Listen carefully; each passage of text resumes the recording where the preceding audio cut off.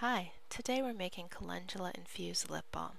Calendula is a wonderful soothing and healing herb, and it's going to make a lip balm that's nice and softening for the lips.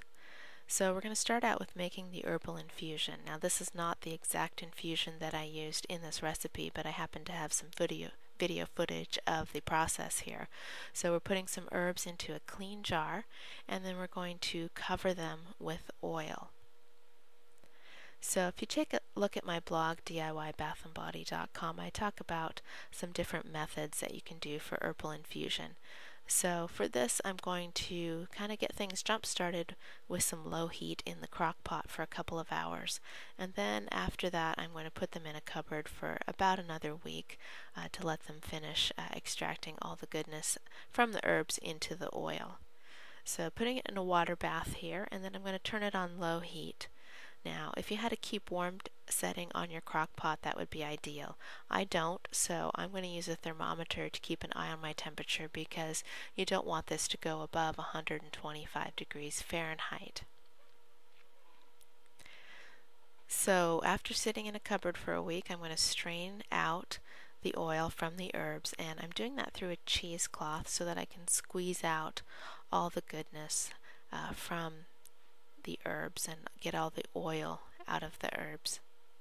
So once you've done this, your oil is ready to use in your recipe. So making the balm, the first thing we want to do is make sure that all the equipment we're going to be using is sanitary.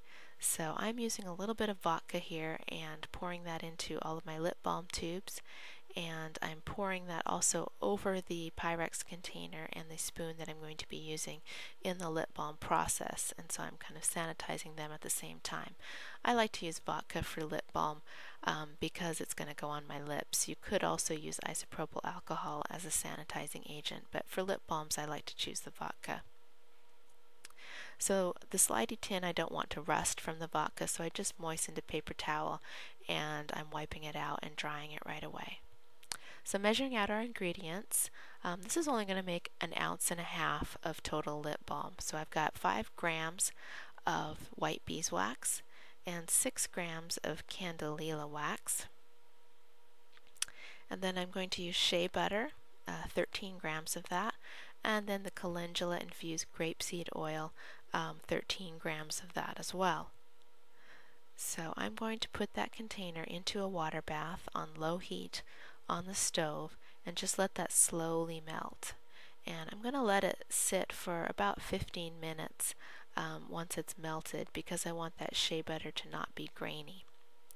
In the meantime, I've got 6 grams of jojoba oil, to which I'm adding about 1 milliliter of vitamin E as an antioxidant, as well as about 5 drops of my flavoring. You can adjust that a little bit to your taste.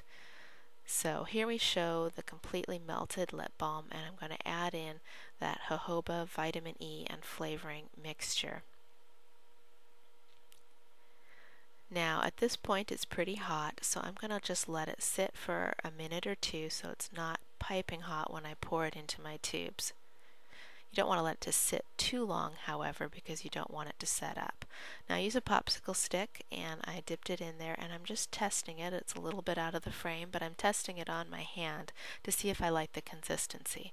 Once you pour it into the tubes, you can't get it back out, so you want to check and make sure that you've got it right before you start pouring. Now for a really small quantity of lip balm tubes, I find that the disposable pipettes work really nicely to do a neat job in transferring your balm into your lip balm tubes. So I filled my tubes almost to the top, but not quite, because what you're going to see as it starts to set up is you get these little sinkholes. So now I'm going to add a little bit more balm. I'm going to top it off, and you want to do that before things set up too much, otherwise you're not going to get good adhesion between your first layer and your second layer. You also want to work fairly quickly because that balm is going to set up in the pipette eventually and you won't be able to use it anymore. But you do have a few minutes of working time with this. So what I found after I made this lip balm was that this recipe was a really good consistency for lip balm tubes. I did find that it was just a little on the hard side for the slidey tins, so I would add either a little bit of oil or a little bit of shea butter to this recipe if you wanted to make it in tins. Thanks for watching.